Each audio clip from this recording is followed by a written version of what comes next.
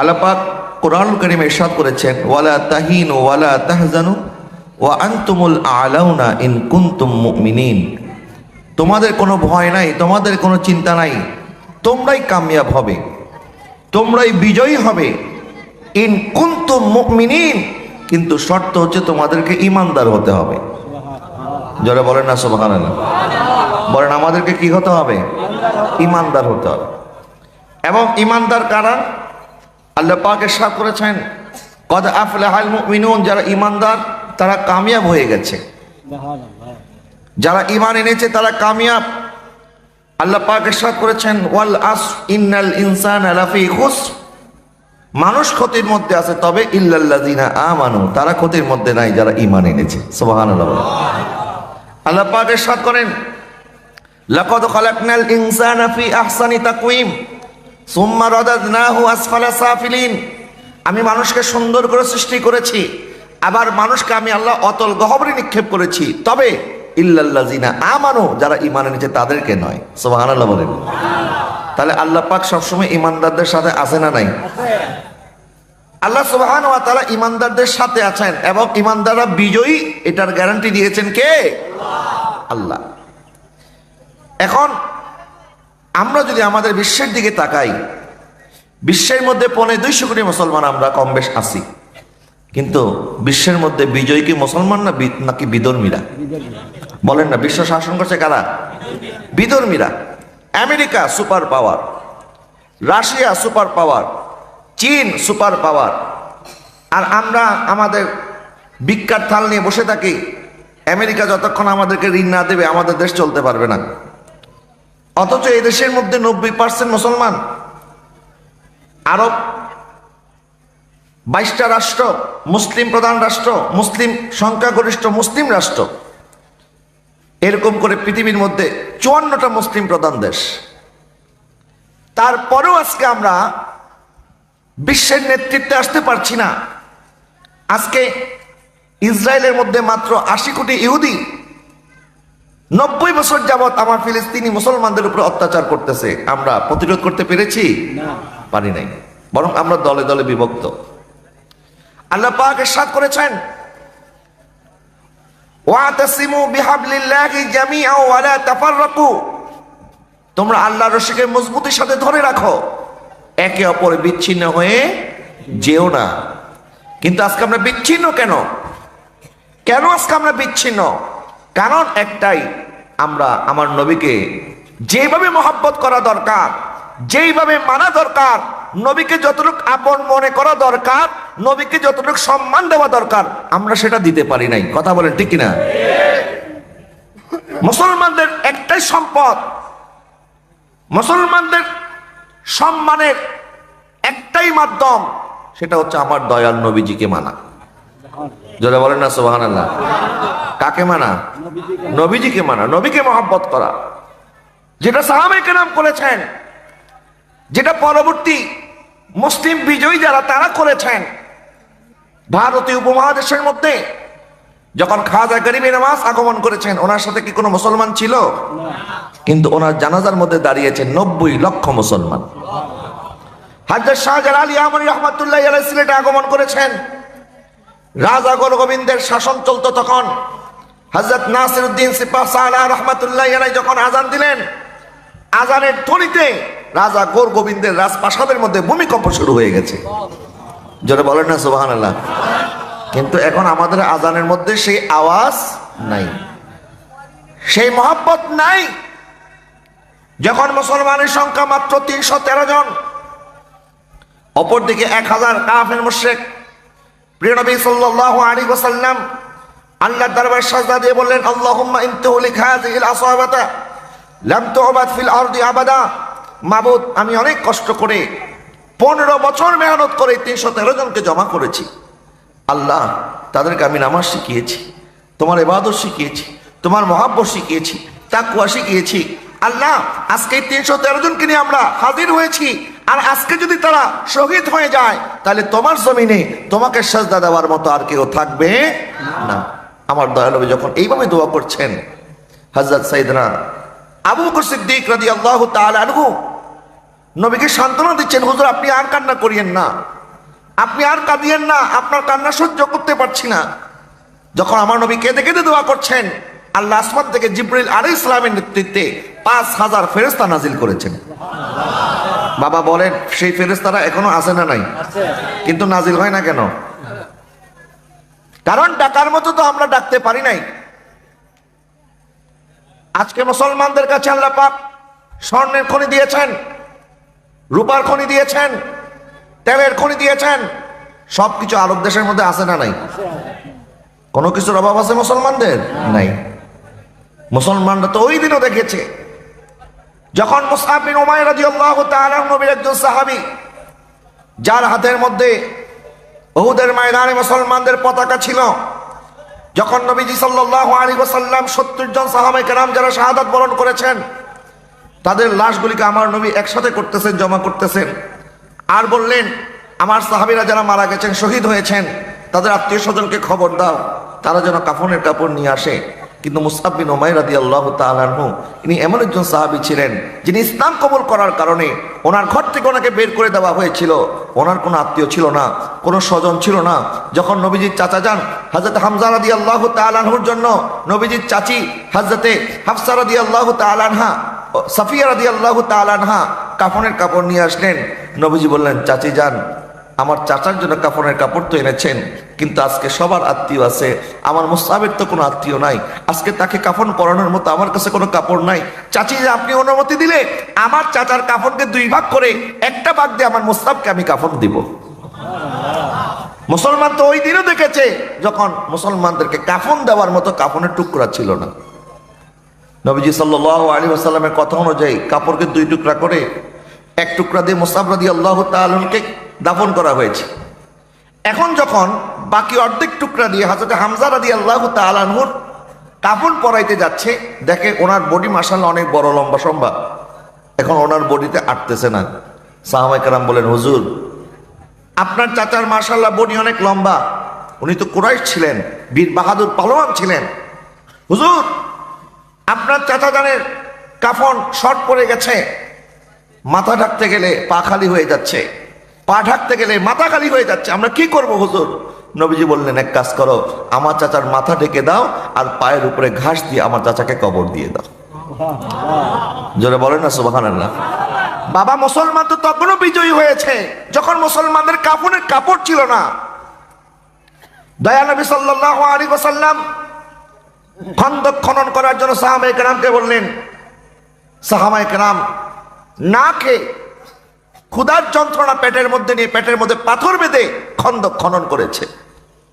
আর অপরদিকে খন্দকের অপর পাশে কাফেরদের তাঁবু ছিল, তাদের খানা পিনার কোনো অভাব নাই, তারা খালি খাচ্ছে আর খাচ্ছে, বসে বসে খালি খাচ্ছে আর ঘুমাচ্ছে।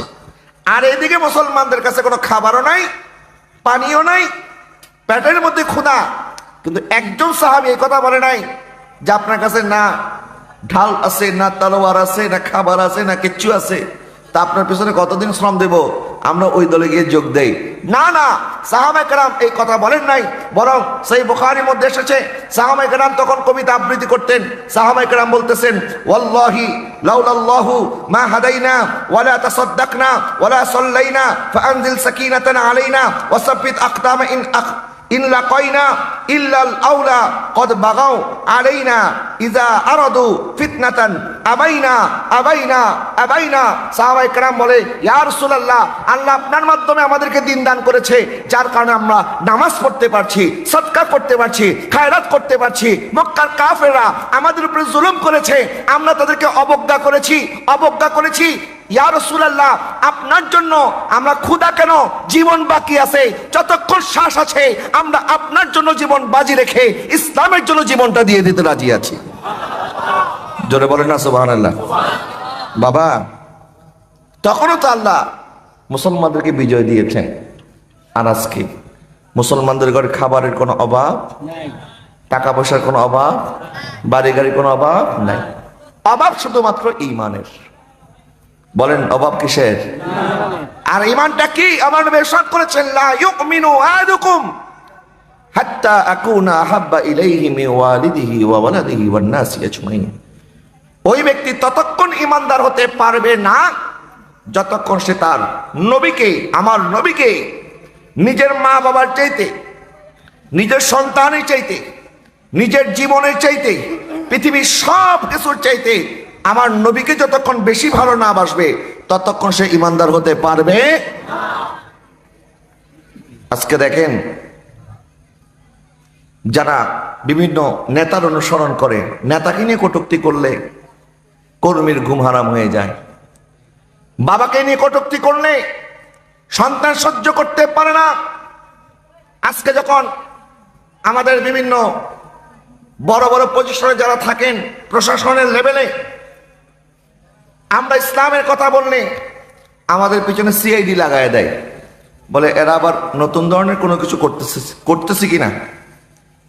আরে নবীর কথা বললে, ইসলামের কথা বললে, ইসলামের শাসনের কথা বললে, নবীর মহব্বতের কথা বললে পিছনে সিআইডি লাগিয়ে দেন। আপনার কি একটু ভয় নয়? আপনি কোন নবীর কালেমা পড়েছেন? কার কালেমা আপনি পড়েছেন? কোন রাসূলের উম্মত আপনি দাবি করেন? সুতরাং আমরা যদি এই দেশের সংখ্যাগরিষ্ঠ মুসলমান ঐক্যবদ্ধ হতে পারি, এই দেশের মধ্যে অনেকের বাবার দফা নিয়ে আন্দোলন করেছেন, অনেকে স্বামীর দফা নিয়ে আন্দোলন করেছেন, আমরা অনেককে অনেকভাবে সুযোগ দিয়েছি। আমরা কারো বাবার দফা চাই না, কারো স্বামীর দফা চাই না, এই জমিনের মধ্যে আমার নবীর দফা চলবে। কথা বলেন ঠিক কিনা? কিন্তু আজকে আমরা সেই নবীকে যেভাবে ভালোবাসার দরকার ভালোবাসতে পারি না, যার কারণে আমাদেরকে কখনো ভারতের দিকে তাকায় থাকতে হয়, কখনো আমেরিকার দিকে তাকায় থাকতে হয়। কেউ ভারতের দালালি করে, কেউ আমেরিকার দালালি করে। আরে আমরা তো মুসলমান, আমরা যদি গোলামি করতে হয় আল্লাহ রসুলের গোলামি করব। কথা বলে না ঠিক না? বিধর্মীদের গোলামি করে কেন ক্ষমতায় থাকতে হবে? কিন্তু আজকে এই গোলামির জঞ্জির যেদিন থেকে আমাদের গলার মধ্যে পরানো হয়েছে, যেদিন থেকে রসুলের গোলামি ছেড়ে বিধর্মীদের গোলামি শুরু করেছি আমরা, সেদিন থেকে আমাদের পরাজয় শুরু হয়েছে। বাইতুল মুকাদ্দাস বিজয় করার জন্য হযরতে ওমরে ফারুক রাদিয়াল্লাহু তাআলা আনহু একটা কাফেলা পাঠালেন আবু উবাইদা বিন জাররাহ রাদিয়াল্লাহু তাআলা আনহুর নেতৃত্বে। আবু উবাইদা বিন জাররাহ রাদিয়াল্লাহু তাআলা আনহু যখন বাইতুল মুকাদ্দাসের সামনে গেলেন, মুসলিম কাফেলা দেখে, মুসলমানদের বীরত্ব দেখে তারা বুঝে গেছে আমরা এদের সাথে লড়াই করে জিততে পারবো না। তখন তার মুসলিম সেনাপতি হযরত আবু উবাইদা বিন জাররাহ রাদিয়াল্লাহু তাআলাকে বললেন, আপনাদের আমিরুল মুমিনিন ওমর যদি সশরীরে এখানে উপস্থিত হয়, আমরা বাইতুল মুকাদ্দাসের চাবি সসম্মানে ওনার হাতে বুঝিয়ে দেব। সুবহানাল্লাহ বলেন। বলে কোনো যুদ্ধ দরকার নেই, কিচ্ছু লাগবে না, শুধু ওনাকে আসতে বলেন। হযরত আবু উবাইদা বিন জাররাহ রাদিয়াল্লাহু তাআলা চিঠি লিখলেন মদিনা শরীফ। ওমর রাদিয়াল্লাহু তাআলা তখন মুসলিম জাহানের খলিফা, 22 লক্ষ বর্গ কিলোমিটারের শাসক, 22 লক্ষ বর্গ কিলোমিটারের শাসন যিনি করেন, ওনার কোনো রাজপ্রাসাদ নাই, ওনার সচিবালয় হচ্ছে মসজিদে নববী। জোরে বলেন না সুবহানাল্লাহ। ওনার সচিবালয় কোথায়? মসজিদে নববী, প্রাইম মিনিস্টার হাউস এটা। হযরত ওমর রাদিয়াল্লাহু তাআলা বললেন ঠিক আছে আমি আসতেছি। উনি বের হলেন, সাথে একজন খাদেম নিলেন। বললেন, খাদেম শোনো, মানুষ আমরা দুইজন, উট হচ্ছে একটা, আর এই উটের মধ্যে কিছুক্ষণ আমি চড়বো আর কিছুক্ষণ তুমি চড়বে। সুবহানাল্লাহ বলেন না। দেখেন 22 লক্ষ বর্গ কিলোমিটারের শাসক যিনি, তিনার তো কাফেলা আরো লম্বা হওয়ার কথা। আমাদের দেশ থেকে যখন প্রধানমন্ত্রী বিদেশে যায় তখন তার সাথে বিশাল একটা বাহিনী থাকে না, দেশের কোটি কোটি টাকা নষ্ট হয়, এদিকে বুককেপ নাই, মনে হয় উনি দেশের কল্যাণে যায় না, পিকনিক করতে গেছে। দেশের টাকা খরচ করে, দেশের প্রতি কোনো মায়া নাই, এরকম আছে না নাই? কিন্তু হযরত ওমর রাদিয়াল্লাহু তাআলা আনহু ফিলিস্তিন বিজয় করলেন, বাইতুল মুকাদ্দাস বিজয় করলেন। এত বড় বিজয় উদযাপন করার জন্য সাথে করে বড় কোনো কাফেলা নাই, নিয়েছেন একজন খাদেম আর একটা উট। বললেন কিছুক্ষণ আমি উটের পিঠে চড়বো, কিছুক্ষণ তুমি উটের পিঠে চড়বে। খাদেম বলে, হুজুর এটা কেমন কথা? আপনি আমিরুল মুমিনিন, আপনি না উটের পিঠে চড়বেন, আমার চড়ার দরকার নাই। তখন ওমর রাদিয়াল্লাহু তাআলা বললেন, তুমি যদি আল্লাহর জন্য কষ্ট করতে পারো, আমি কেন করতে পারবো না? জোরে বলেন না সুবহানাল্লাহ। এটাই তো মুসলমানদের লিডারদের হওয়ার দরকার ছিল। আর আজকে মুসলিম লিডার যারা, আরবের নেতা যারা বসে আছে, এরা টয়লেটে যায় যেটা, বাথরুম যেখানে করে এটাও স্বর্ণের। বিলাসিতা কাকে বলে, কত প্রকার কৃকি আরব নেতাদের দিকে তাকাইলে বোঝা যায়। প্রিয় হাজরিন, আমি বলছিলাম ওমর রাদিয়াল্লাহু তাআলা রওনা করলেন, কিছুক্ষণ হযরত ওমর পিঠে চড়ে, কিছুক্ষণ ওই খাদেম উটের পিঠে চড়ে, এইভাবে পালাক্রমে চলতে চলতে চলতে চলতে যখন বাইতুল মুকাদ্দাসের কাছাকাছি চলে আসছে, তখন খাদেম বলতেছে, হুজুর এখন তো উটের পিঠে চড়ার পালা আমার, কিন্তু আমি আমার পালাটা আপনাকে দিয়ে দিলাম, কারণ মাত্র মুসলমানরা এই এলাকা বিজয় করেছে, আশেপাশে দুশমন থাকতে পারে, ক্ষতি হয়ে যেতে পারে, হুজুর মেহেরবানি করে আপনি একটু উটের পিঠে চড়ে বসেন। তখন ওমর রাদিয়াল্লাহু তাআলা বললেন, না, এতক্ষণ যেইভাবে হয়েছে এখনো সেইভাবেই চলবে, তুমি উটের পিঠে চলো, লাগামটা আমাকে দাও, আমার হাতে লাগাম থাকবে, আর তুমি উটের পিঠে চলবে। যখন দূর থেকে কাফেররা, ইহুদি নাসারা দেখার জন্য আসছে, দেখি তো যে ওমরকে দেখি নাই কোনোদিন, নাম শুনে আমরা থরথর করে কেঁপেছি, ওই ওমরটা দেখতে কেমন, দূর থেকে দেখতেছে, কিরে যাকে ওমর মনে করেছি সে তো দেখতে একটা কালো হাবশি গোলামের মতো লাগতেছে, মুখের ঠোঁটগুলি অনেক মোটা মোটা লাগতেছে, আরে তার চাইতে তো তার খাদেম যার হাতের মধ্যে উটের লাগাম, হেনা দেখতে সুন্দর লাগতেছে। তখন আবু উবাইদা বিন জাররাহ রাদিয়াল্লাহু তাআলা বলতেছেন, আরে তোমরা ধোঁকায় পড়েছ, তোমরা যাকে আমাদের আমির মনে করছো তিনি আমাদের আমির নন, যার হাতে উটের লাগাম দেখছো তিনি ওমর ইবনুল খাত্তাব আমিরুল মুমিনিন। জোরে বলুন সুবহানাল্লাহ। দেখেন, মুসলমানদেরকে আল্লাহ পাক বিজয় দিয়েছেন, মুসলিম শাসক যিনি তিনি বাহাদুরের মতো চলেন নাই, বরং এমন ভাবে চলেছেন যে এই বিজয় এটা আমাদের অর্জন না, বিজয় দেওয়ার মালিক কে? বলেন না, বিজয় দেওয়ার মালিক কে? আজকে আরবের মধ্যে এতগুলি মুসলিম দেশ, তাদের মাঝখানে আমাদের হার্টের মধ্যে বসে আছে ইসরায়েল। এদেরকে মাটির সাথে মিশিয়ে দেওয়া একদিনের ব্যাপার মাত্র। কয়দিনের ব্যাপার? কিন্তু বিভিন্ন আরবের ভূমি তারা দিয়ে রেখেছে আমেরিকাকে, ঘাঁটি করেছে। সমুদ্রের মধ্যে আমেরিকার যুদ্ধ জাহাজ আছে, যার কারণে আরব নেতারা চাইলেও এখন আর ইসরায়েলের দিকে বন্দুক তাক করতে পারবে না, কারণ তারা যদি তাক করে, তাদেরকে যারা ক্ষমতায় বসাইছে তারা কি আর তাদেরকে ক্ষমতায় রাখবে না নামিয়ে দিবে? নামিয়ে দিবে। যার কারণে তারা আল্লাহ রাসূল সাল্লাল্লাহু আলাইহি ওয়াসাল্লামের দ্বীনের কথা চিন্তা করে নাই, মুসলমানের কথা চিন্তা করে নাই, নবীর মহব্বতের কথা চিন্তা করে নাই, শুধুমাত্র ক্ষমতায় টিকে থাকার জন্য, ক্ষমতা পাওয়ার জন্য তারা ইহুদি নাসারার সাথে আতাত করে চলতেছে। জোরে বলেন নাউজুবিল্লাহ। বাবা, মুসলমানরা যখন সংখ্যায় কম ছিল তখনও শক্তিশালী ছিল, আর আজকে আমরা সংখ্যায় বেশি কিন্তু তাদের সাথে আমরা পারছি না, কারণ আমাদের ইমানের দুর্বলতা। এখান থেকে আমাদের বেরিয়ে আসার দরকার আছে না নাই বলেন? এবং মুসলমানদেরকে পঙ্গু করে দেওয়ার জন্য, মুসলমানের অন্তর থেকে নবীর প্রেমকে বের করার জন্য একটা বিশাল পরিকল্পনা ইহুদি নাসারারা শুরু করেছে, এবং যেটা বাস্তবায়ন করার জন্য ওই আরবদের মাধ্যমে বর্তমান সৌদি আরব সহ আরব আমিরাত, বিভিন্ন আরব দেশ, তারা যে ইসলামকে প্রমোট করে, এটা মদিনার ইসলাম নয়, এটা made in Islam, made in Medina নয়, এটা হচ্ছে মেড ইন সৌদি আরব। এই ওয়াহাবি ইসলামের সাথে আমার নবীর 1400 বছর আগের ইসলামের কোনো সম্পর্ক। তারা ওয়াহাবি ইসলামকে প্রমোট করেছে। 2009 সালে the Times magazine new York থেকে ছাপানো হয়।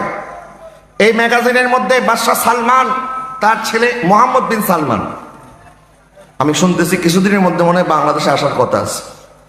এই মোহাম্মদ বিন সালমান একটা ইন্টারভিউর মধ্যে বলেছে যে আমেরিকা, ইউরোপ আমাদেরকে কোটি কোটি ডলার দিয়েছে, বিলিয়ন বিলিয়ন ডলার দিয়েছে ওয়াহাবি মতাদর্শ প্রতিষ্ঠা করার জন্য। আচ্ছা, আমাকে বলেন, ইহুদি নাসারা যেটাকে প্রতিষ্ঠা করার জন্য টাকা দেয়, এটাকে মুসলমানদের কল্যাণে দেয় না অকল্যাণে? মুসলমানদের লাভের জন্য দেয় না ক্ষতির জন্য দেয়? তাহলে এই ওয়াহাবি ইসলাম, যেটা ইসলামের ভিতরে ওয়াহাবিবাদকে প্রমোট করার যে কাজটা তারা করেছে, এটা ইসলামের কল্যাণে করে নাই, বরং আমাদের মুসলমানদের গোড়া কাটার জন্য করেছে। কথা বলেন ঠিক কিনা?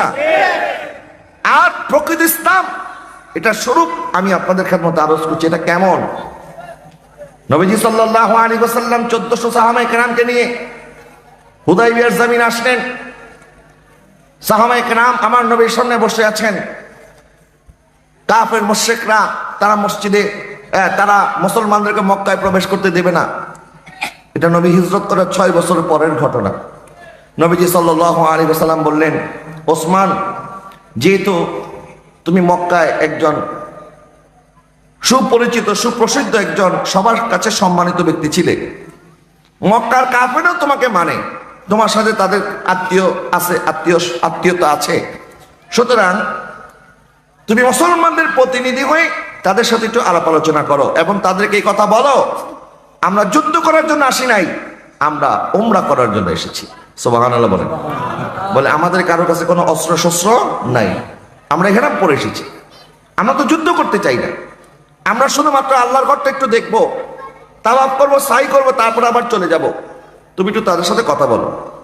যখন হযরত ওসমান রাদিয়াল্লাহু তাআলা আনহুকে মক্কায় পাঠানো হলো, ওসমান রাদিয়াল্লাহু তাআলা আনহুকে তারা খানায়ে কাবার সামনে নিয়ে গেল।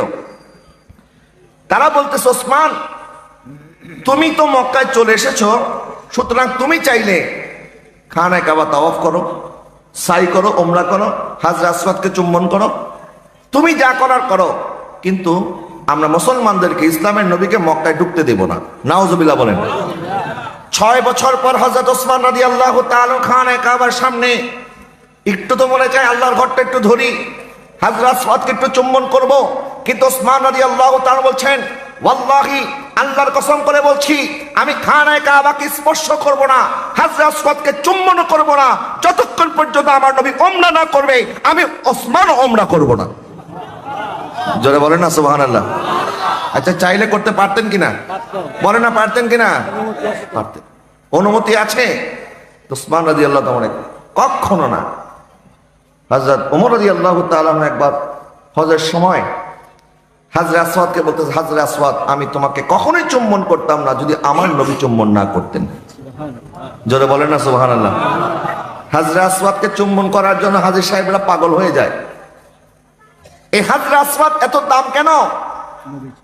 এই হাজরে আসওয়াদ জান্নাত থেকে এসেছে এই জন্য নয়, এই হাজরে আসওয়াদ ইব্রাহিম আলাইহিস সালাম কাবা শরীফের মধ্যে স্থাপন করেছে এই জন্য নয়, বরং হাজরে আসওয়াদ দামি হয়েছে হাজরে আসওয়াদের মধ্যে আমার নবীজির ঠোঁট মোবারক লাগার কারণে। একটু জোরে বলেন না সুবহানাল্লাহ। শুধু কি তাই না, গোটা মক্কাতুল মুকাররমার দামি হয়েছে আমার নবীর কারণে।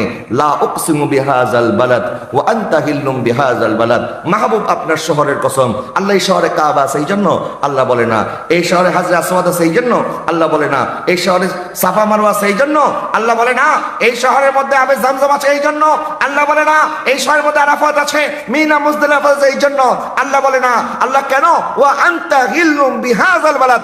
মাহবুব, আপনি এই শহরে বসবাস করেন এই জন্য আমি আল্লাহ এই শহরের কসম করেছি। তাহলে যে শহরে নবী বসবাস করে এই শহরের দাম, আর যে শহরে আমার নবী আরাম ফরমাচ্ছেন ওই শহরের দাম কেমন? সুবহানাল্লাহ বলেন না। তামাম বিশ্বের ওলামায়ে কেরাম এই বিষয়ে মতানৈক্য করেছেন। কেউ বলেছেন মক্কা শরীফ দামি, কেউ বলেছেন মদিনা শরীফ দামি। আরেকদল মানুষ বলেছেন যতদিন নবী মক্কায় ছিলেন ততদিন মক্কা শরীফ দামি ছিল, যখন নবী মদিনা শরীফ চলে গেছেন তখন থেকে মদিনা দামি হয়ে গেছে। তবে আমরা এই বিতর্কে যাই না। আল্লাহ পাক মক্কাকেও দাম দিয়েছেন, মদিনাকেও দামি বানিয়েছেন। তবে মদিনা শরীফের মধ্যে এমন একটা জায়গা আছে, যেই জায়গার দাম, যেই মাটির দাম শুধু মদিনা নয়, শুধু মক্কা নয়, তামাম পৃথিবীর সমস্ত জায়গা থেকে, এমনকি রব্বে জুল জালাল যে আরশে আজিমে আছেন, এই আরশে মুআল্লার চাইতেও ওই মাটির দাম বেশি যেই মাটির মধ্যে আমার নবী আরাম ফরমাচ্ছেন। জোরে বলেন না সুবহানাল্লাহ। ইয়া রাসূলুল্লাহ ইয়া হাবিবাল্লাহ ইয়া রাসূলুল্লাহ ইয়া अर्शे आजम से जिसकी बड़ी शान है, रोज़ाए मुस्तफा जिसकी पहचान है, रोज़ाए मुस्तफा जिसकी पहचान है, जिसका हमें पल्ला कोई मुहल्ला नहीं, जिसका हमें पल्ला कोई मुहल्ला नहीं, एक ऐसा मोहल्ला मदीने में है या रसूल अल्लाह या ला या रसूल अल्लाह या बल्ला मेरी उल्फत मदीने से यूं ही नहीं मेरे आका का रोज़ा मदीने मैं मदीने की जानिब ना कैसे खींचूं मेरा दीन और दुनिया मदीने में है या रसूल अल्लाह या हबीब अल्लाह या रसूल अल्लाह या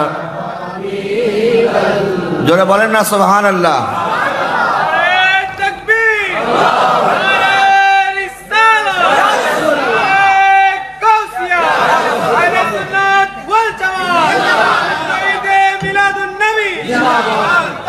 এই জন্য আমি বলি মক্কাও শানওয়ালা মদিনাও শানওয়ালা, বলেন না মক্কাও শানওয়ালা মদিনাও, মক্কাও ইজ্জতের জায়গা মদিনাও, মক্কা মক্কাতুল মুকাররমা আর মদিনা মদিনাতুল মুনাওয়ারা। মক্কাতে আল্লাহর ঘর আছে আর মদিনাতে রাসূলুল্লাহর ঘর আছে।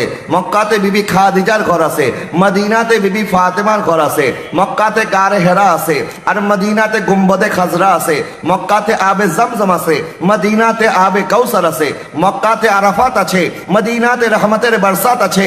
মক্কাতে জালালে খোদা আছে আর মদিনাতে জামালে মুস্তাফা আছে। তাহলে মক্কাও দামি নবীর কারণে, মদিনাও দামি কার কারণে? নবীজির কারণে।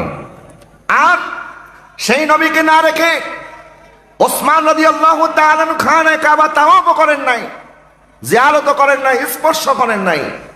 উনি চলে আসলেন আর কাফেরদের সাথে একটা চুক্তি হলো।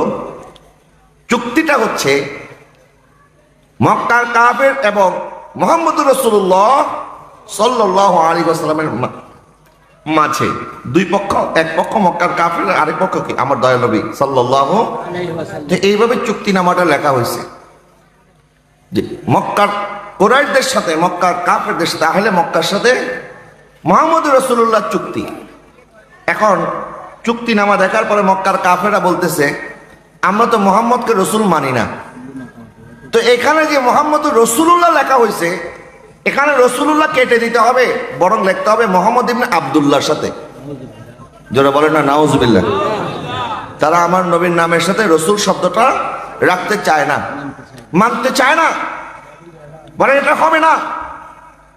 তো যিনি লিখেছেন তিনি ছিলেন হযরত আলী রাদিয়াল্লাহু তাআলা। নবী বললেন আলী, আচ্ছা এটা যদি তারা মানে না তাহলে তুমি এক কাজ করো, তুমি মুহাম্মদটা রাখো, রসুলুল্লাহ এটা কাইটা দাও। হযরত আলী রাদিয়াল্লাহু তাআলা বলেন হুজুর আমার জীবন থাকতে কখনো আমি আপনার নামের সাথে রসুল শব্দটা কাটতে পারবো না। জোরে বলেন না সুবহানাল্লাহ। দেখেন নবীর প্রতি কি তাজিম। 1400 সাহাবী দাঁড়িয়ে গেলেন, বলেন হুজুর এতক্ষণ সহ্য করেছি, মক্কার কাফের আমাদেরকে মক্কায় ঢুকতে দেয় নাই, বদরের মধ্যে 313 জন ছিলাম, আমরা তাদের মোকাবেলা করেছি, আজকে আপনি অনুমতি দেন, তাদের কত বড় সাহস, তারা আপনি নবীর নামের সাথে রাসূলুল্লাহ কাটতে চায়, আমরা তাদের সাথে লড়াই করব, আমরা লড়াই না করে ফিরে যাব না। সুবহানাল্লাহ বলেন না। দেখেন নবীর সাথে বেয়াদবি হয়েছে, সাহাবায়ে কেরাম এটা মানতে পারে আর আমাদের কাছে এগুলি তো এখন পান্তাবাদ হয়ে গেছে, যে যেটা মন চায় বলতেছে আমার রসুলকে, যে যা খুশি বলে আমার নবীর সাথে বেয়াদবি করছে। আমাদের রক্ত এখনো ঠান্ডা। কোথায় সাহাবায়ে কেরামের নবীর ভালোবাসা আর কোথায় আমাদের ভালোবাসা?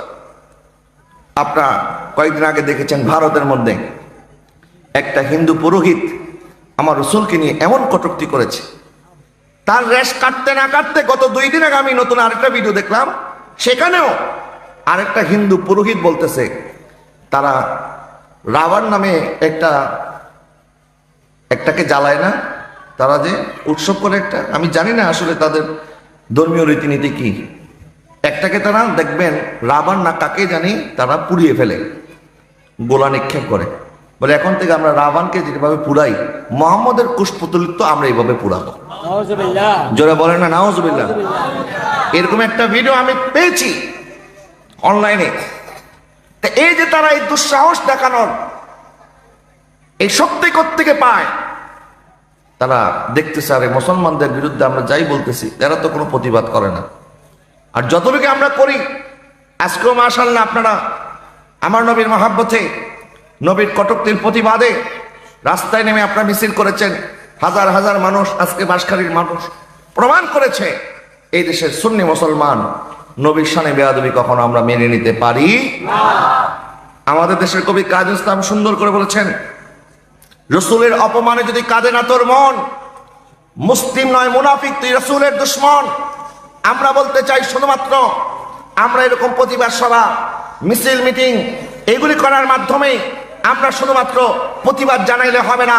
নবী যে ইরশাদ করেছেন, মান সাব্বা নাবিয়ান ফাকতুলুহু, যে নবীর সাথে বেয়াদবি করবে তার শরীর থেকে দেহ থেকে তার গর্দান আলাদা করে দিতে হবে। কথা বলে ঠিক কিনা?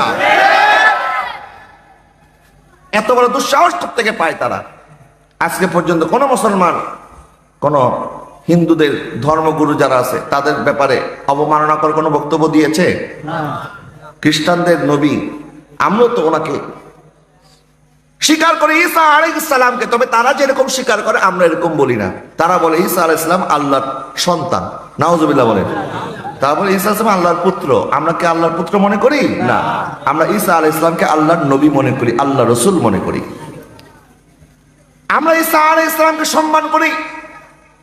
এরকম করে বৌদ্ধদের ধর্মগুরু আছে গৌতম বুদ্ধ, তার ব্যাপারে মুসলমানরা কখন অশালীন বক্তব্য দিয়েছে? যত ধর্মের মানুষ তারা তাদের ধর্ম পালন করবে। লাকুম দীনুকুম ওয়ালিয়া দিন, আমার দিন আমার কাছে, তাদের দিন তাদের কাছে। আল্লাহ বলেছেন লা ইকরাহা ফিদ-দীন, দিন নিয়ে কোনো বাড়াবাড়ি নাই, কোনো জবরদস্তি নাই। তারা শান্তিপূর্ণভাবে তারা তাদের ধর্ম পালন করবে। কিন্তু আমাদেরকে আঘাত দেওয়ার জন্য বারবার একটি অস্ত্র ব্যবহার করছে। কখনো আমাদের কোরআনের মধ্যে আগুন ধরিয়ে দিচ্ছে, কখনো আমাদের প্রাণপ্রিয় নবী সাল্লাল্লাহু আলাইহি ওয়াসাল্লামের সামনে বেয়াদবি করছে। কিন্তু একের পর এক তারা করে যাচ্ছে, বন্ধ হচ্ছে না কেন? কারণ আমরা মুসলমানরা যেভাবে প্রতিবাদ করে আমার রাসূলের অপমানের প্রতিশোধ নেওয়া দরকার, আমরা সেটা নিতে পারতেছি না। কথা বলে না ঠিক কিনা? এটার জন্য আমাদের তৈরি হওয়া দরকার আছে না নাই? এবং ইনশাআল্লাহ তাআলা আযজা ওয়া জাল আমার নবীর সুসংবাদ অনুযায়ী নবী যে ইরশাদ করেছেন, পূর্ব দেশ থেকে একটা কাফের একটা দল আসবে এবং নবী যে ইরশাদ করেছেন হিন্দের মধ্যে একটা যুদ্ধ হবে, যেটাকে আমার নবী নাম দিয়েছেন গাজওয়াতুল হিন্দ। এই ভারতীয় উপমহাদেশের মধ্যে মুসলমানদের সাথে একটা লড়াই হবে বিধর্মীদের, এবং নবীজি বলেছেন গাজওয়াতুল হিন্দের মধ্যে আমার মুসলমানরা, ইমানদাররা বিজয় লাভ করবে। সুবহানাল্লাহ বলেন। বলে আমার উম্মত বিজয়ী হবে গাজওয়াতুল হিন্দে। সুতরাং আমরা গাজওয়াতুল হিন্দের জন্য নিজেদেরকে প্রস্তুত করা দরকার, ঠিক কিনা বলেন? এবং আমরা প্রস্তুত কেমনে হব? সাহাবায়ে কেরাম যেভাবে প্রস্তুতি নিয়েছেন, যে নবীর মহব্বতকে সবার উপরে রেখে, নবীর তাজিমকে সবার উপরে রেখে, নবীর জন্য জীবন উৎসর্গ করার যে ওয়াদা ওনারা করেছেন। আজকে আমরা দেখেন মুসলমান আমরা তো আছি ঠিক, কিন্তু আমাদের মধ্যে আমানতদারিতা নাই, আমাদের মধ্যে সাদাকাত নাই, আমাদের মধ্যে ভ্রাতৃত্বের বন্ধন যেভাবে থাকা দরকার সেটা নাই। আমাদের অন্তরের মধ্যে হিংসা, বিদ্বেষ, অহংকার, একজন আরেকজনকে মেরে কেমনে বড় লোক হবো, আমরা ঐক্যবদ্ধ থাকতে রাজি না। আমরা শুধুমাত্র আছে একজন আরেকজনকে কেমনে অপবাদ দিয়ে আমার ভাইকে আমরা সরিয়ে রাখবো। আচ্ছা বলেন, এই বাংলাদেশের মধ্যে রবিউল আউয়াল মাস তো চলে গেল, এই রবিউল আউয়াল মাসকে কেন্দ্র করে আমরা ঈদে মিলাদুন নবী করেছি, আর আমার কিছু ভাইরা সিরাতুন নবী করেছে, আবার কিছু ভাইরা রহমাতুল আলামিন কনফারেন্স করেছে, আবার কিছু ভাইরা শানে রেসালাত কনফারেন্স করেছে। যে যেভাবে যেই নামেই হোক নবীর মিলাদকে তো স্বীকার করেছে। কথা বলেন না ঠিক কিনা? যে রাসূলের মিলাদকে যদি স্বীকার করেন এবং রাসূলের মিলাদ পালন করা যাবে এটা যদি স্বীকার করেন, তাহলে আর আমাদের মধ্যে দ্বন্দ্ব থাকে কোথায়? আপনি করছেন আপনার ব্যানারে, কোনো অসুবিধা নাই, রাসূলের মিলাদকে তো স্বীকার করছেন। সুতরাং আমরা মিলাদুন নবী যেভাবে করি এটা আপনার পছন্দ হয় না বিধায় আপনাদেরকে বেদাতি ফতোয়া দিবেন? এটা কোথায় পেয়েছেন? মিলাদুন্নবীর দিন জশ্নে জুলুস হয়েছে সারা বাংলাদেশের মধ্যে, কিন্তু ব্রাহ্মণবাড়িয়ার মধ্যে আমাদের কিছু মুসলিম নামধারী কিছু ভাইরা মাথার মধ্যে টুপি, মুখের মধ্যে দাড়ি, হাতের মধ্যে লাঠি নিয়ে বসে আছে, বলে এখান দিয়ে মিলাদুন্নবীর জুলুস যেতে দেব না। জোরে বলেন না নাউজুবিল্লাহ। যে সমস্ত আমাদের জুলুসে ছোট্ট ছোট বাচ্চারা অংশগ্রহণ করছে, ট্রাকের মধ্যে, ট্রাকের ভিতরে আগুন ধরাই দিছে, বাচ্চাদের পাঞ্জাবির মধ্যে, পাগড়ির মধ্যে আগুন লেগে গেছে। এখনো মিলাদুন্নবীর জুলুস বের করার অপরাধে সেখানে একটা মারামারি হয়ে আমাদের 9 জন সুন্নি মানুষকে তারা এখনো জেলের মধ্যে আটকে রেখেছে। তা আমাকে বলেন, আমরা কি কোনোদিন কোনো মানুষের সিরাতুন নবীর মাহফিলে বাধা দিয়েছি? না। তারা রহমাতুল্লাহ আলামিন কনফারেন্স করে আমরা বাধা দিয়েছি? না। বিভিন্ন নামে তারা প্রোগ্রাম করে, আমরা বলি ওয়েলকাম। রবিউল আউয়াল মাসে যে যেভাবে আমার নবীর প্রশংসা করবে, যার মিলাদ তারই তো সিরাত। বলেন, যার মিলাদ তারই সিরাত, তিনি রহমাতুল্লাহ আলামিন, তিনি শাফিউল মুজনিবিন। আপনারা যেই ব্যানারে করেন কোনো অসুবিধা নাই, কিন্তু আপনারা করেন যেভাবে করেন, আমাদেরকে বেদাতি কেন বলেন? কেন মাজার পূজারি বলেন? আমাদেরকে কেন মানুষের কাছে কালার করার চেষ্টা করেন? যতই চেষ্টা করেন না কেন, এই দেশের মানুষ বুঝে গেছে এই দেশের মধ্যে কারা শান্তিপ্রিয় আর কারা জঙ্গিবাদ কুচকিয়ে দিচ্ছে। এই দেশের মুসলমান শান্তিপ্রিয় মুসলমান, কথা বলেন ঠিক কিনা? জঙ্গিবাদের আস্তানা এই দেশে হতে দেওয়া হবে না। তাদের জঙ্গিপনার কারণে আজকে মুসলমানদের ইজ্জত সম্মান সব যাওয়ার মুখে। কেমন আমি আপনাদেরকে বলি, বাংলাদেশের মধ্যে এতগুলি মন্দির আছে, কোন মন্দিরের মধ্যে হিন্দু হিন্দু মারামারি করে? বাংলাদেশের মধ্যে এতগুলি প্যাগোডা আছে, কোন বৌদ্ধ প্যাগোডার মধ্যে মারামারি করতে দেখছেন একজন আরেকজনের সাথে? বাংলাদেশের মধ্যে এতগুলি খ্রিস্টানদের গির্জা আছে, কোন গির্জার মধ্যে খ্রিস্টান মারামারি করেছে? কিন্তু আমাদের জাতীয় মসজিদ বাইতুল মোকাররমের মধ্যে কয়েকদিন আগে একই আকীদার মানুষ, দুনো পক্ষে, এও ওয়াহাবি হেও ওয়াহাবি, 2 গ্রুপ মারামারি করেছে। কথা বলে ঠিক কিনা? কেন ভাই? তোমার খতিব লাগবে, তুমি এটা ইসলামিক ফাউন্ডেশন অফিসে বসে আলোচনা করো। এটা তো আলোচনার বিষয়, এটা তো মারামারি করার বিষয় না। এবং যে খতিবের পক্ষে যারা মারামারি করেছে, তারা কি খতিবকে টিকিয়ে রাখতে পেরেছে? তারাও পারে নাই। আমার কথা হচ্ছে, ভাই তোমার আলোচনার দরজা খোলা আছে, তুমি আলোচনা করে সমাধান করে তারপরে আসো। কিন্তু কখনো তুমি একজনকে কওমি জননী ডাকবা, আবার কওমি জননী পালায় গেলে তখন আবার তাকে বাস দেওয়ার জন্য বসে থাকবা, এটা আবার কোন ধরনের নীতি? আমরা সুন্নিরা কখনো কাউকে জননীও ডাকি না, কাউকে নাস্তিকও ডাকি না। আমরা সুন্নিরা কখনো তেলবাস দিয়ে আমরা আলোচনা করি না, আমরা যেটা হক আমরা সেটাই বলি। কথা বলে ঠিক কিনা? এরা দেখেন ক্ষণে ক্ষণে গিরগিটির মতো রং পাল্টায়। এত বছর সরকারের দালালি করেছে, সরকার থেকে সুযোগ সুবিধা নিয়েছে, আবার সুন্নিদেরকে বলে সুন্নিরা নাকি সরকার থেকে আমরা উপকার নিয়েছি। কি পেয়েছি? তোমাদেরকে রেলওয়ে জমি দিয়ে দিয়েছে, তোমাদেরকে সার্টিফিকেট দিয়েছে, মডেল মসজিদগুলির মধ্যে তোমাদেরকে নিয়োগ দিয়েছে। কোনটা দেয় নাই সরকার? আমি আপনাদেরকে এটাই বুঝাইতে চাচ্ছি, বাবা, যারা শান্তির ইসলামের কথা না বলে শক্তি প্রদর্শনের কথা বলে, মন্দির পাহারা দিয়ে মাজারের মধ্যে আক্রমণ করে, এরা কখনো শান্তির ইসলাম কায়েম করতে পারবে না। এই দেশের মধ্যে যদি শান্তির ইসলাম প্রতিষ্ঠা করতে হয়, সুন্নিদের হাত ধরে প্রতিষ্ঠা হবে। কথা বলে ঠিক কিনা? কারণ সুন্নিদের মধ্যে নবীর প্রেমের কোনো অভাব, আর যাদের মধ্যে নবীর প্রেম নাই, এটা একটা খোলস ছাড়ার কিছু না, এটা একটা শুকনো কাঠ ছাড়া কিছু না। নবীর প্রেম এটা হচ্ছে ঈমানের 1 নাম্বার চিজ। যার ভিতরে নবীর প্রেম নাই, তার ভিতরে ঈমান। মগজে কোরআন, রূহে ঈমান, জানে দিল, হাসতে হুব্বে রহমাতুল লিল আলামিন। ইয়া রাসূলুল্লাহ ইয়া হাবিবাল্লাহ, ইয়া রাসূলুল্লাহ ইয়া लामे याती नज़ीरों का फी नज़रिन में से ले तो न शुदे पैदा जाना जगराज को ताजे तो रे सरे सो है तुझे कोशा है दोसरा जाना या रसूल अल्लाह या रसूल अल्लाह या আমি বলছিলাম আপনাদের খেদমতে ভারতের মধ্যে আমার নবীকে নিয়ে কটূক্তি করা হয়েছে। সেই হিন্দু পুরোহিত কটূক্তি করে যে অপরাধ করেছে, কেউ যদি দাড়ি লাগিয়ে টুপি লাগিয়ে পাগড়ি লাগিয়ে আমার নবীর সামনে বেয়াদবি করে, সেই নাস্তিকের সাথে আর তার মধ্যে কোনো পার্থক্য নাই। সব বেয়াদবের রসুল এক কাতার। কথা বলে ঠিক কিনা? বেয়াদবি যেই করুক না কেন, তার লেবাস আমরা দেখবো না, তার চেহারা আমরা দেখবো না। বেয়াদবের রসুলের শাস্তি হচ্ছে মৃত্যুদণ্ড। বলেন গোস্তাখোর রসুলের শাস্তি কি?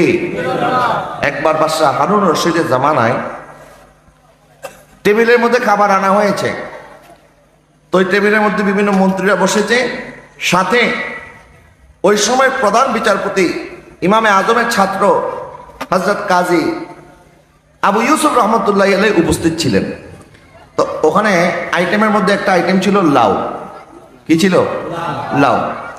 তো সবাই বলা বলি করতেছে লাউ এটা আমার নবীর বড় পছন্দের, নবী লাউ খুব পছন্দ করতেন, লাউ খাওয়া সুন্নত, এটা আপনারা জানেন? লাউ খাওয়া নবীজির সুন্নত। তো লাউ আমার নবী পছন্দ করতেন। এই কথা বলতে বলতে এক লোক বলে উঠলো আমি পছন্দ করি না। যেখানে আলোচনা হচ্ছে নবীর পছন্দ নিয়ে, সে বলতেছে আমি পছন্দ করি না। আবু ইউসুফ রহমতুল্লাহ আলাইহি উনি রাগান্বিত হয়ে বললেন, যেখানে আমার রসুলের পছন্দের কথা হচ্ছে আর তুমি বলতেছ তুমি পছন্দ করো না, এটাও আমার রসুলের সামনে বেয়াদবি হয়েছে। কথা বলেন না ঠিক না? কারণ রসুলের পাকের সাথে সম্পর্ক যখন লেগে যায়, একটা আদনা জিনিসও আলা হয়ে যায়। যেমন হযরতে মুসা আলাইহিস সালামের একটা লাঠি ছিল, এই লাঠি মুসা আলাইহিস সালামের হাতের সাথে লাগার সাথে সাথে এই লাঠিকে আর লাঠি আছে, লাঠির দাম বেড়ে গেছে না? হযরত ইব্রাহিম আলাইহিস সালাম যে পাথরের উপরে পা রেখেছেন, মাকাম ইব্রাহিম যেটা, এটা কি অন্যান্য পাথরের মতো না? এই পাথরের দাম বেড়ে গেছে কেন? ইব্রাহিম আলাইহিস সালামের কদম লাগার কারণে। কথা বলেন ঠিক না? জমজমের পানিও পানি, এই পানিও পানি, কিন্তু জমজমের পানি দামি হয়েছে কেন? কারণ জমজমের পানি হযরত ইসমাইল আলাইহিস সালামের পায়ের আঘাতে শুরু হয়েছে। যারা বলেন না সুবহানাল্লাহ। তাইলে নবীদের সাথে সম্পর্কিত বিষয় এটা সামান্য মামুলি বিষয় নয়। এই জন্য আমরা নবীজির চুল মোবারককে শুধু চুল বলি না, আমরা বলি চুল মোবারক। নবীর জুতাকে আমরা শুধুমাত্র জুতা বলি না, আমরা বলি নাগালাই মোবারক। এই জন্য নবীর সাথে সম্পর্কিত প্রত্যেকটা জিনিস দামি, এবং নবীর সাথে সম্পর্কিত একটা ক্ষুদ্র জিনিসকেও কেউ যদি অবজ্ঞা করে, সাথে সাথে তার ঈমান চলে যাবে। কথা বলেন ঠিক কিনা? এটা আমার কথা না, এটা আল্লাহর কথা। আল্লাহ পাক কোরআনের মধ্যে আয়াত নাযিল করলেন, লাম ইয়াকুনিল্লাযীনা কাফারু মিন আহলিল কিতাব ওয়াল মুশরিকিন। এই আয়াতের তাফসীরের মধ্যে আল্লামা ফখরুদ্দিন রাজি রাহমাতুল্লাহি আলাইহি তাফসীরে কবিরের মধ্যে এই বিষয়টা এনেছেন। নবীজি সাল্লাল্লাহু আলাইহি ওয়াসাল্লামের উপরে যখন উহুদের ময়দানে কাফেররা পাথর নিক্ষেপ করলো, আমার নবীকে তীর মেরে নবী সাল্লাল্লাহু আলাইহি ওয়াসাল্লামকে কষ্ট দেওয়ার চেষ্টা করলো, তো আমার নবী আঘাতপ্রাপ্ত হয়ে নবীজির দান শহীদ হয়ে গেছে। উহুদের ময়দানে নবীজির কি হয়েছে? দান মোবারক শহীদ হয়ে গেছে। কিন্তু দান মোবারক শহীদ হওয়ার পরেও আমার নবী তাদের জন্য বদদোয়া করে নাই, বরং আল্লাহর কাছে দোয়া করেছেন, আল্লাহুম্মা হাদি কওমি ফাইন্নাহুম লা ইয়ালামুন। আল্লাহ আমার কওম বুঝতে পারে নাই, আল্লাহ তুমি ক্ষমা করে দাও এবং তাদেরকে হেদায়েত দান করো। জোরে বলেন না সুবহানাল্লাহ। নবীজি বদদোয়া করে নাই, বলেন না নবীজি বদদোয়া।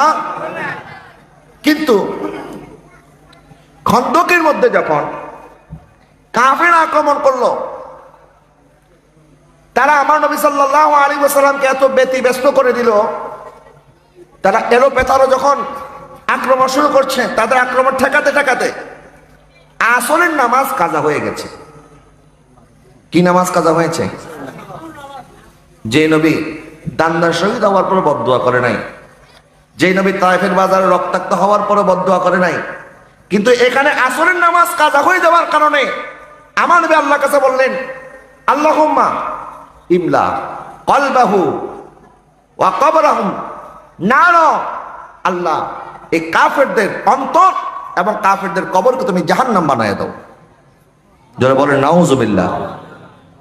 যে নবী তখন বদদুয়া করে নাই, দান্দার শহীদ হয়েছে, তখন বদদুয়া করে নাই। আর আসরের নামাজ কাজা হয়েছে, আমার নবী বদদুয়া করেছেন। কারণ উহুদের ময়দানে ক্ষমা করে দেওয়া এটা ছিল নবীজির হক। নবী আঘাতপ্রাপ্ত হয়েছেন, নবীর হক নবী ক্ষমা করেছেন। আর আসরের নামাজ এটা নবীর হক না, এটা আল্লাহর হক। বল, এটা কার হক? আল্লাহর হক। আল্লাহ তারা আমার হকে যা করেছে আমি ক্ষমা করে দিয়েছি, কিন্তু মাওলা তারা তোমার হক আদায় করতে দেয় নাই, নামাজ পড়তে দেয় নাই আমাদেরকে, আমি তাদেরকে ক্ষমা করি নাই, আমি তাদেরকে বদদুয়া করেছি। যখন আমার নবী সাল্লাল্লাহু আলাইহি ওয়াসাল্লাম তাদের জন্য বদদুয়া করলেন, আল্লাহ সুবহানাহু ওয়া তাআলা আমার নবীর উপরে ইলহাম নাযিল করলেন, ওহী নাযিল করলেন। এটা হাদিসে কুদসি। আল্লাহ সুবহানাহু ওয়া তাআলা ইরশাদ করেন, ইয়া রাসূলুল্লাহ, আপনি আপনার হককে আমার হককে আপনার হকের উপরে প্রাধান্য দিয়েছেন, নিজের হক ক্ষমা করেছেন, আল্লাহর হক আপনি ক্ষমা করেন নাই। আল্লাহ সুবহানাহু ওয়া তাআলা ইরশাদ করেন, কদ্দামতা হাক্কি আলা হাক্কাক, আপনি আপনার হককে নিচে রেখেছেন, আমার হককে উঁচা করেছেন। ঠিক একইভাবে ফাআনা আইদান উকাদ্দিমু হাক্কাকা আলা হাক্কা নাফসি, ঠিক একইভাবে ইয়া রাসূলুল্লাহ, আমি রব্বুল আলামিনও আপনি নবীর হককে আমি আল্লাহর হকের উপরে প্রাধান্য দেব। সুবহানাল্লাহ। জোরে বলেন না সুবহানাল্লাহ। কিভাবে প্রাধান্য দিবেন?